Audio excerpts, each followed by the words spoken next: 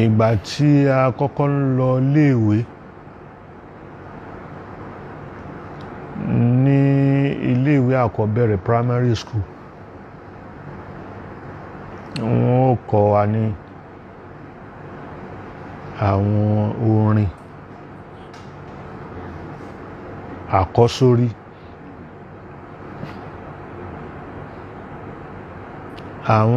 Àwọn àkọ́sórí làwọn ọmọ kéékèèké ò ní.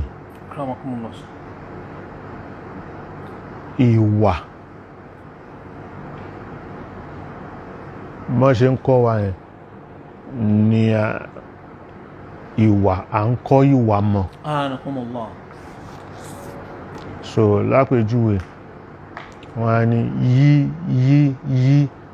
yí ẹsẹ̀ rẹ sí apá kan, má ṣe tẹ kòkòrò nì, kòkòrò tí ìwọ ò lè dá, Olúwa ló lè dá. Allahu Akbar. So nígbà kan tí o ti mọ̀ yẹn láti kékeré, kòkòrò bó ṣe kéré tó yẹn tó bá pa ló wá pààyàn.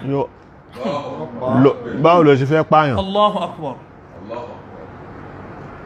Allahu Akbar.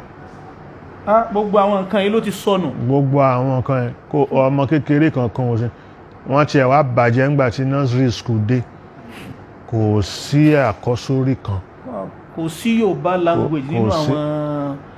Lẹ́yìn yẹn sọ pé speaking vernacular is highly prohibited in this class. So ọ̀pọ̀lọpọ̀ àwọn ẹ̀kọ́ là ń kọ́ nígbà yẹn, but gbogbo ẹ̀ bàjẹ́ pátápátá. Tá a bá múra yóò máa bàjẹ́ lọ sí i, àfi ká múra. Lórí rédíò, ọmọ mélòó ló ń gbọ́ rédíò? Tàbá la fẹ́ kọ́ wọn ní Yorùbá.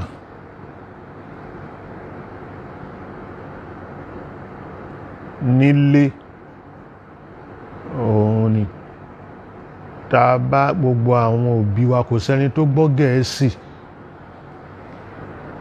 tó fi rán ọmọ lọ sí skul. Ọmọ yẹn á wá gbọ́ Gẹ̀ẹ́sì láìkò rẹ ni bó tó ń bá sọ nínú ilé. Àmọ́ ní ìsìn